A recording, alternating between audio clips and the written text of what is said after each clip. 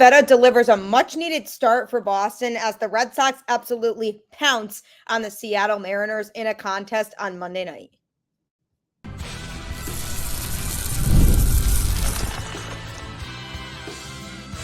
You are Locked On Red Sox, your daily Boston Red Sox podcast.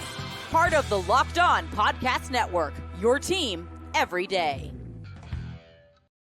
Hello and welcome to Locked On Red Sox, your daily Boston Red Sox podcast, part of the Locked On Podcast Network, your team every day. I'm your host, Gabby, former ESPN social media associate and current host of the Boston Balling podcast as well. And I am here to bring you the latest in all things Boston Red Sox, Monday through Friday, straight to your favorite podcast feed. And the best part is all of it is free. So you can enjoy all this Red Sox content every day and you really have nothing to lose. So you might as well just check it out because Locked On is here for you every single day. This episode is brought to you by Prize Picks, the easiest and most exciting way to play daily fantasy sports. Go to prizepicks.com/LockedOnMLB and use code LockedOnMLB, all lowercase, for a first deposit match up to $100.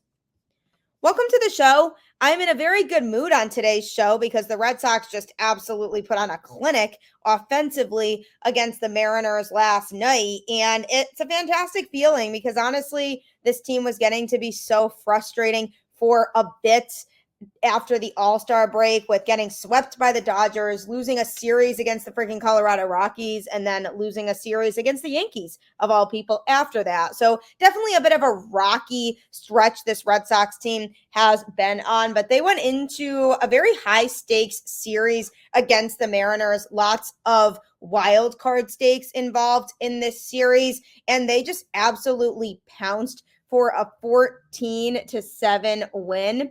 And there were lots of different things that impressed me about this win. I mean, first of all, Masataka Yoshida going 3 for 5 in the game with a home run. He drove in 4 runs. He certainly was the standout for the Red Sox. And it's funny because I did see something on Twitter yesterday, some rumor, who knows how true it is, about the Red Sox saying that they are really desperate to move Masataka Yoshida at this trade deadline. Now, again, I don't know how much credibility there is to that, just a rumor that I saw going around Twitter. So if it is somewhat true, it's really interesting that rumor goes around and then all of a sudden Masataka Yoshida has this big game that night. So I thought that was really funny that happened for the Red Sox, but I'm certainly not complaining about it. And then Wilyer Abreu recorded 2 hits. Jarren Duran recorded 2 hits, which was good because he had a cold night on Sunday night against the Yankees, so definitely needed to get himself back on track there.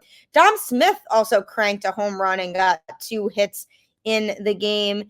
And Connor Wong also delivered 2 hits, and Cedar Rafaela also delivered 2 hits. And then Rafael Devers, Romy Gonzalez, and Tyler O'Neill got a hit each. So almost everybody in the lineup outside of David Hamilton got a hit. And then Jamie Westbrook came in to pinch hit, but he only took 1 at bat, so that doesn't really count.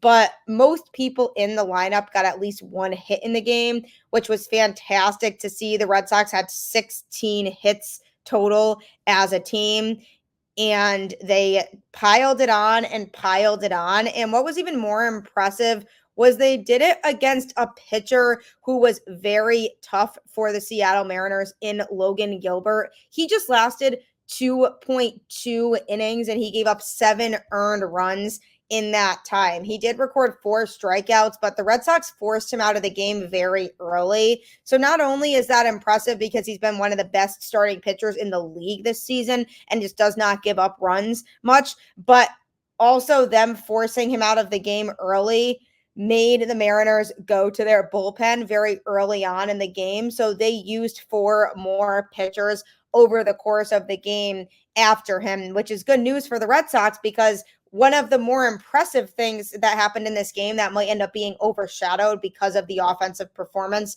and the Red Sox scoring 14 runs is Nick Pivetta.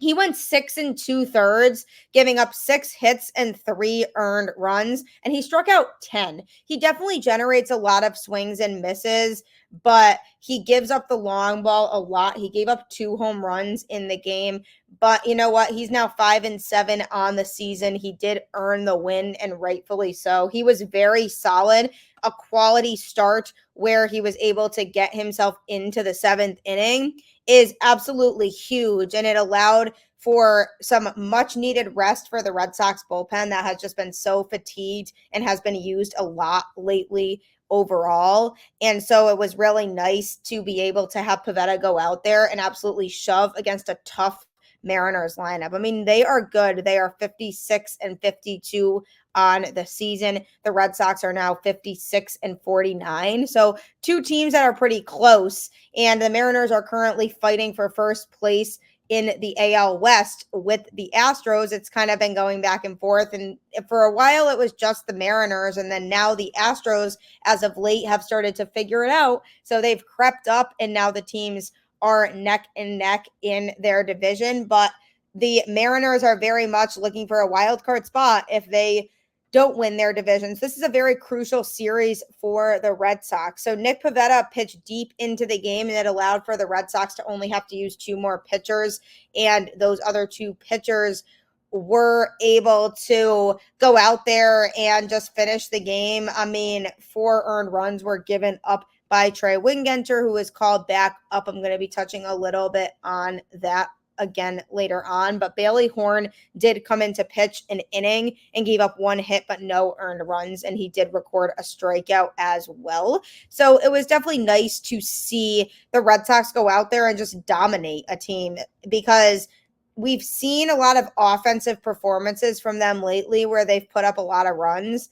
and then their pitching can't do their part. The pitchers just blow it and give up more runs, and it was frustrating to watch the Red Sox score 6, 7, or 8 runs, and that turned out to not be enough consistently against the Dodgers, Rockies, and Yankees. I mean, it was just getting frustrating when the Red Sox were really trying offensively and the bats were working, but they didn't have the pitching to support that. So it was great to see them go out there against the Mariners and just really take care of business. Both teams did record an error, but 14 runs for the Red Sox and 7 for the Mariners, 16 hits for the Red Sox and 10 for the Mariners. So both teams certainly were trying to deliver some offense, but the Red Sox were just maximizing and making the most of their opportunities. Alex Cora did do some shifting around like he always likes to do.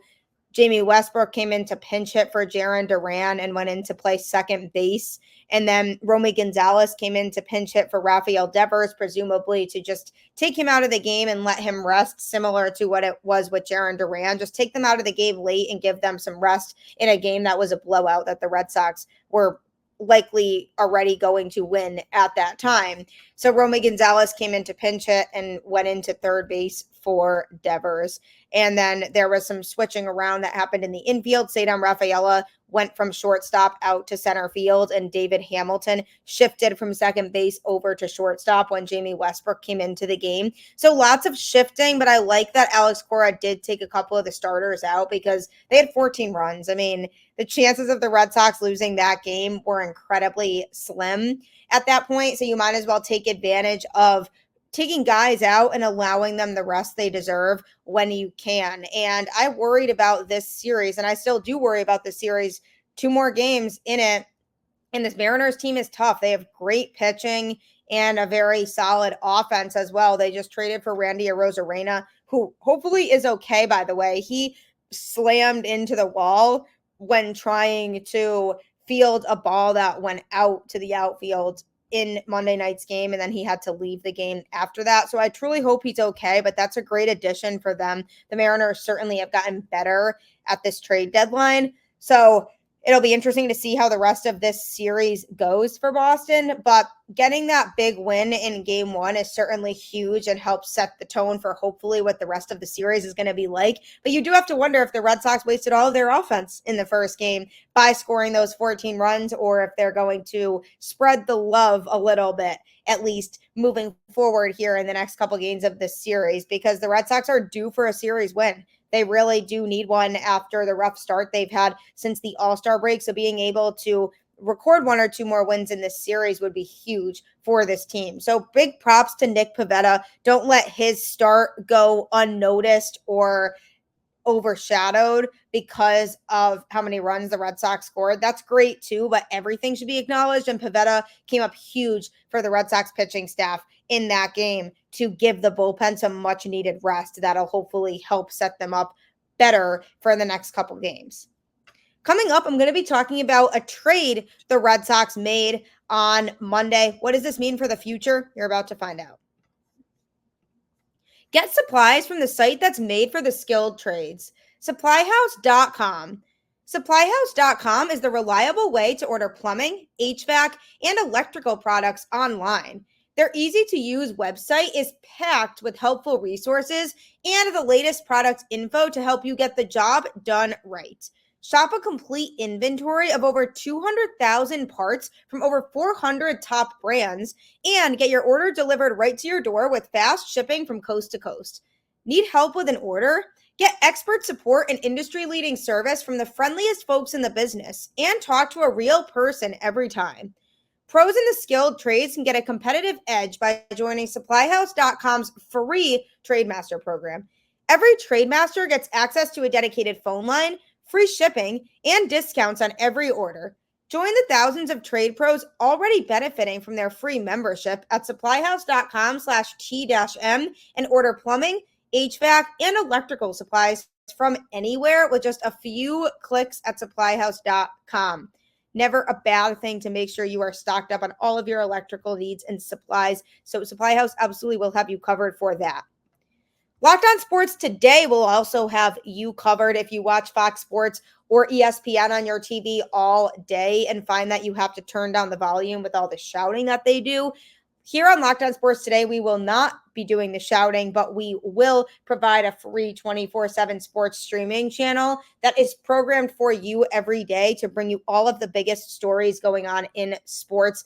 You won't want to miss all of the analysis, opinions, and news that is streaming on YouTube or Amazon Fire TV in the free Fire TV channels app. You want to make sure you're staying all caught up in everything going on in sports. And here at Locked On, we will make sure that's covered for you. So check that out today as well. On Monday, the Boston Red Sox made a trade, and it's not a trade that's going to impact this team right now. It's more for a future scenario to help the Red Sox down the road. So after trading for James Paxton, they transferred pitcher Bryan Mata to the 60-day injured list. He went down with a hamstring strain in March and has also dealt with shoulder and lat issues since May. So the move to the 60-day IL won't affect his return timeline because he wasn't really expected to be returning at any point this season to begin with. But he recently experienced elbow inflammation during his rehab assignment. So he won't likely be back with the Red Sox in the near future anyway. So that was a very minor logical thing for the Red Sox to do in order to make room for James Paxton because he wasn't going to be playing anyway. So hopefully he'll be able to come back and play next year. But after making that minor pitching move, the Red Sox were able to acquire somebody who can impact the starting rotation now. And then they made a trade on Monday that will impact the starting rotation in the future. So the Red Sox traded second base prospect Nick Yorke to the Pirates for right-handed pitcher Quinn Priester. Craig Breslow made this move because, first of all, Nick Yorke belonged to an area of surplus for the Red Sox in second base. Infield prospects are very deep in the Red Sox system right now. So in reality, as talented as Yorke is, he was getting blocked and didn't have room to be able to make his way up to the major league team for this Red Sox team.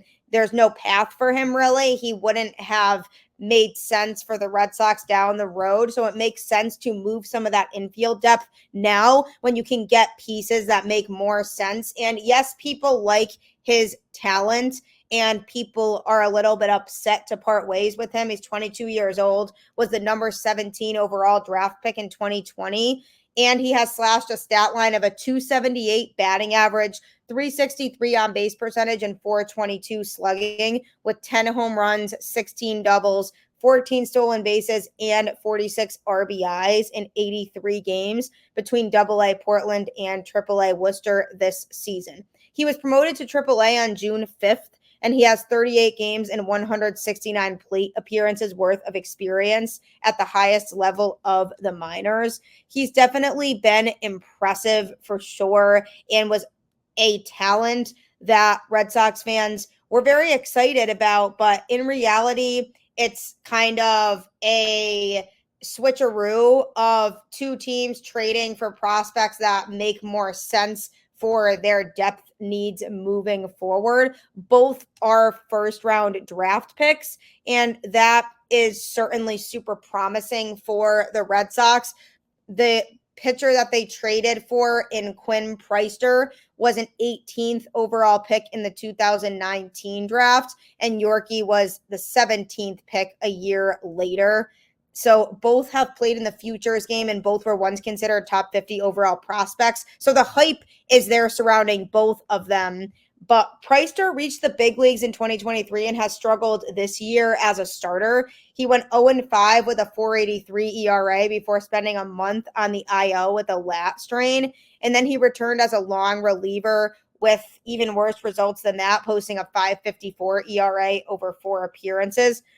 But still, even though people might look at his ERA in total on the season, which is 6.04, and be freaked out by that, there's plenty to work with there because he's only 23 and he owns a lifetime ERA of 3.41 in the minors. If the Red Sox are able to duplicate Breslow's success with the Cubs in developing young pitchers, he's a prime candidate to eventually break out. But it's not going to help the Red Sox current pitching staff. And I don't think Breslow traded for him with the intent of him contributing now. There's a lot to work with, and with that track record of success in the minors, there's obviously something that Breslow sees in him. He's primarily a sinker slider pitcher who keeps the ball on the ground over half the time, but when it does get hit in the air, it tends to go far, so he does give up a lot of deep balls, but he is a work in progress, and he definitely has some upside that obviously Craig Breslow likes. So we will see how he does with this Red Sox team. But the Pirates came into the deadline with a wealth of young pitching available for trade, and they definitely needed more infield depth.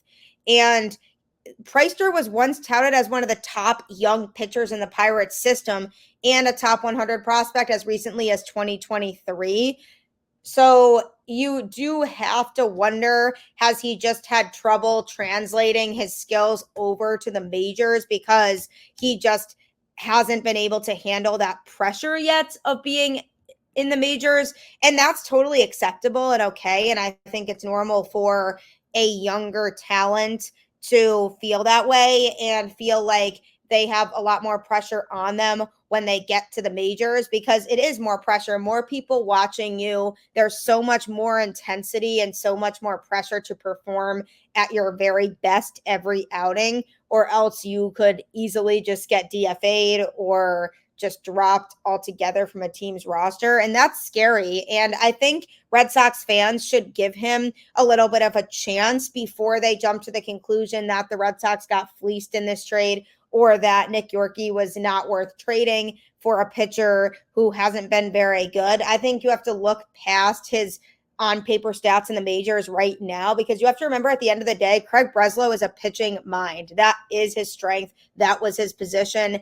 And he has made it very clear in the past that he wants to prioritize getting good arms for this Red Sox system, whether that's people who can contribute at the major league level now or people that will contribute in the future. And so I don't expect to see him up in the majors at all this year for the Red Sox, but I do think it was a good pickup in that if the Red Sox were going to trade Nick Yorke, now was the time to do it anyway, when his value is super high and he's having a good season, because there was ultimately not going to be room for him on this Red Sox team anyway with all the infield depth that they do have. So now was the time to do it. And they were able to basically exchange prospects, high caliber prospects, with the Pirates who needed the infield depth. So definitely not a move that's likely going to impact the Red Sox right now. I don't really expect him to be somebody who we see on the roster at all this season, but it'll be exciting to see how the Red Sox organization can work with him.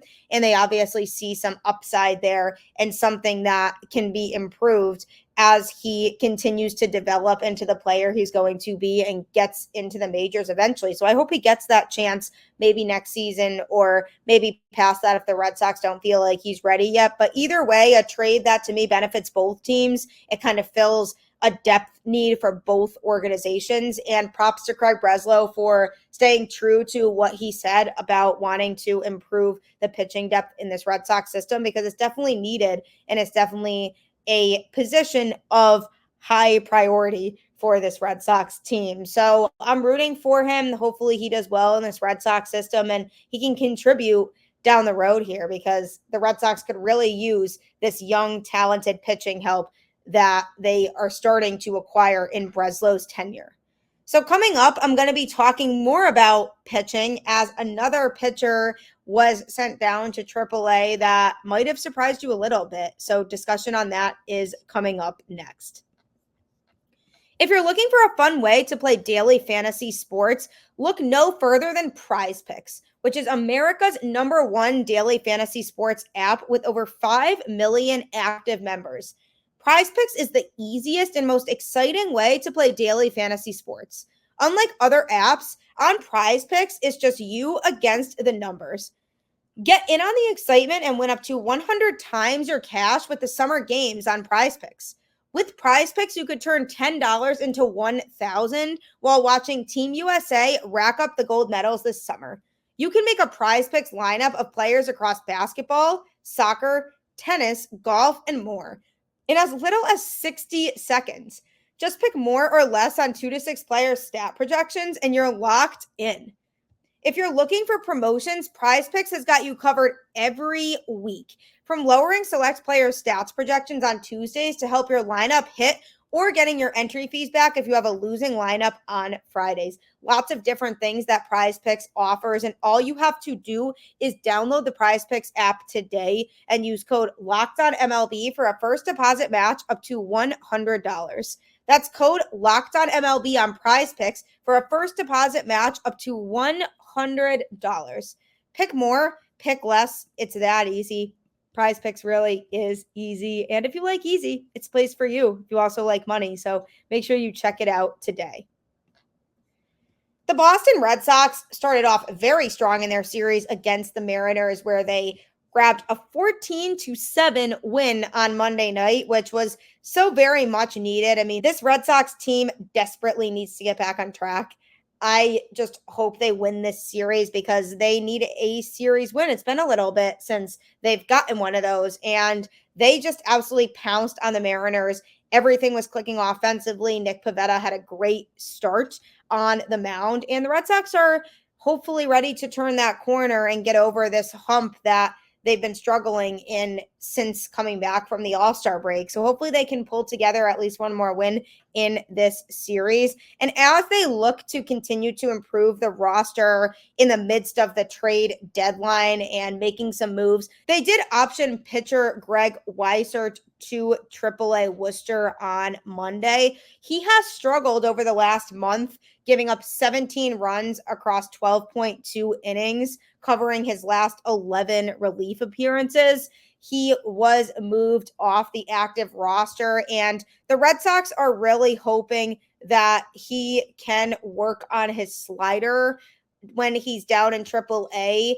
And Alex Cora knows that he can do better. He has a 4.24 ERA on the season with a record of 2-2 over 45 games pitched, 46.2 innings, and he has recorded 47 strikeouts. So he's been very average out of the pen, but not up to par with what the Red Sox are hoping or expecting from him. So they are hoping that now with more reps down in AAA, he can just help build back some of what the Red Sox saw in him when they originally traded for him, and he can come out there and be productive. And it's just tough because he was one of the biggest pieces that came over from the Yankees in the Alex Verdugo trade. And it's just going to be really tough for the Red Sox if he ends up not panning out. I feel like he can, and he's definitely shown some good stuff along the way, but he absolutely needs more reps down in AAA. And sometimes it can work wonders for a pitcher. If they get reps in AAA and then they come back up to the majors, sometimes they really get back on track, and then they become basically unhittable when they get called back up. And I do think from a confidence standpoint, it makes sense to have him just go back down to AAA and just work on some things to perfect his craft. And hopefully it'll help him get back to the point where he can contribute more effectively out of this Red Sox bullpen when he does get called back up. And in a corresponding roster move, when they sent Greg Weissert down to AAA, they called up Trey Wingenter. Wingenter is 30 years old and was traded to the Boston Red Sox earlier this month by the Chicago White Sox. He made one appearance for the team when he gave up 3 runs in 1 inning of work before he was sent down to AAA. In 4 outings for Worcester, though, he's allowed just 1 earned run on 4 hits and 2 walks.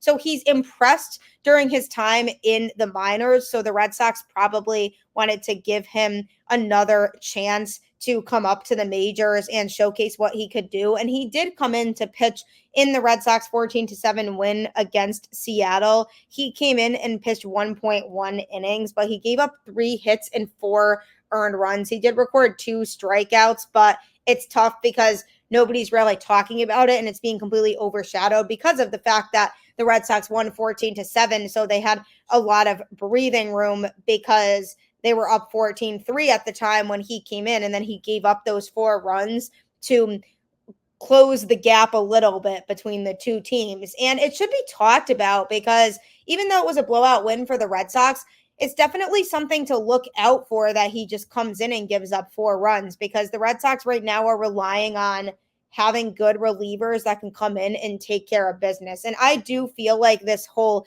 stint with Wingenter is going to be short-lived because of the fact that they did pick up another reliever who is supposed to be with the team likely today. So I'm assuming he'll get sent back down to AAA or maybe just get DFA'd. Depends what the Red Sox want to do. So I don't think he'll really be back up in the majors. After that, he'll probably end up just staying down if they decide that they're going to option him.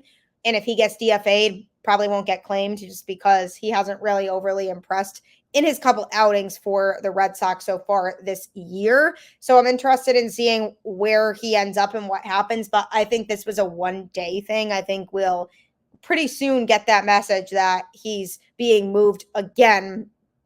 And the Red Sox still need bullpen help. I'm hoping over the course of today they are productive on the reliever market, picking up 1 to 2 arms that can come in and eat some innings late in games. And Cooper Criswell is an example of somebody who we have seen start and pitch in relief for this Red Sox team this year.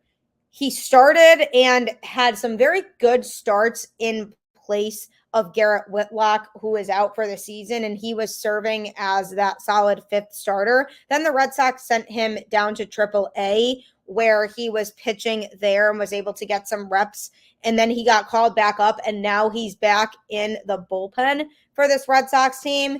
And we are seeing him being utilized in a way that's late in games, maybe pitching 1 to 2 innings. And I'm hoping Alex Cora can expand on that a little bit and have him pitch 2 to 3 innings, because he certainly is the type of reliever, because he has the starting experience, who can provide and eat more innings than some other relievers who might be a 1 inning type of guy. So I'm hoping that Cora decides that when he's out there, they can utilize Criswell as a 2 to 3 inning guy out of the bullpen, which would be huge because they definitely need more arms like that, because I'm tired of them just running the same thing out there every single night in Cam Boozer, Greg Weissert before he was optioned, Zach Kelly. It was the same guys every night being utilized, and then they'd bring in Kenley Jansen for a save opportunity. So you definitely need change, and you need new guys and fresh faces in there. So hopefully